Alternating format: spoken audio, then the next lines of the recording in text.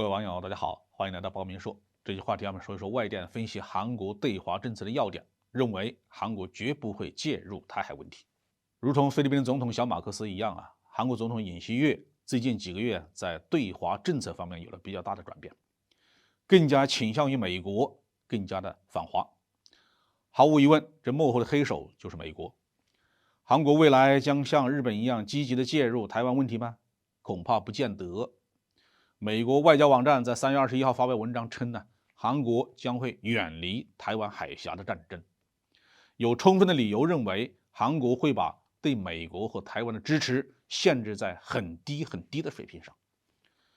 文章指出尽管韩国是美国的盟友和所谓的自由民主国家，并且民意调查显示大多数韩国人强烈的不喜欢中国，但是韩国对中国大陆和台湾的态度是复杂的。在任何情况下，韩国都不会在发生战争的时候对台湾提供任何军事支持。问题是，在可能的援助范围内，韩国将把自己定位在什么位置？有充分的理由认为，韩国会把它的支持限制在低水平上，比如发表一些强硬的外交声明对中国进行象征性的经济制裁以及对从战场上返回的美军进行补给但是会避免与中国的直接对抗。文章还认为，在台海战争中，中国可能会对韩国的美军基地发动导弹袭击，特别是对群山和巫山的美国空军基地。但除非韩国的军舰直接攻击中国军队，否则中国可能不会袭击韩国的海军基地。西方的媒体喜欢渲染韩国与台湾的共同价值观和历史友谊，似乎有这两个因素就能够让韩国参战。1948年，台湾当局是继美国之后第二个承认韩国为国家的政权，并且在朝鲜战争期间，台湾当局还派人前往韩国参与迫害志愿军战俘。台湾和韩国似乎有那么一种亲近感。但是在1992年，罗泰遗政府还是抛弃台湾，与中国大陆建立了外交关系。现在的尹锡悦政府仍然在寻求与中国保持建设性的关系，同时又想表现出是美国忠实的盟友。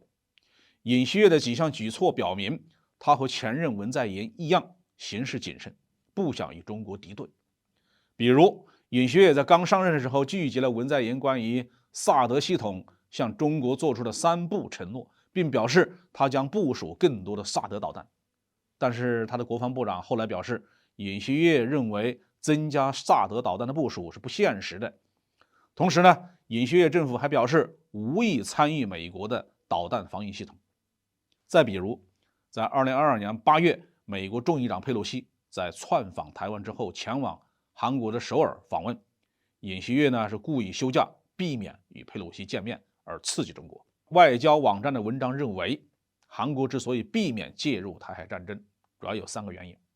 首先，韩国的经济繁荣在很大程度上依赖于与中国牢固的经济关系。2022年，中国市场占韩国对外贸易总额的 30%， 尤其是韩国的高科技行业更受到中国的严重的影响。韩国大部分稀土元素的供应来自中国。2021年，中国购买了韩国 40% 的半导体出口。其次，韩国认为台海战争将增加朝鲜对韩国的战争威胁。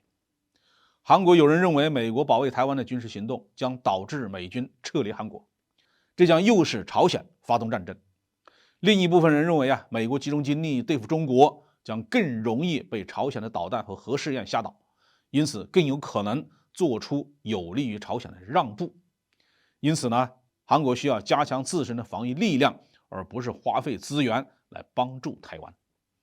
尹锡悦在2022年9月接受美国 CNN 采访的时候就表示，如果发生台海战争，他的首要任务不是援助台湾，而是防范朝鲜的袭击。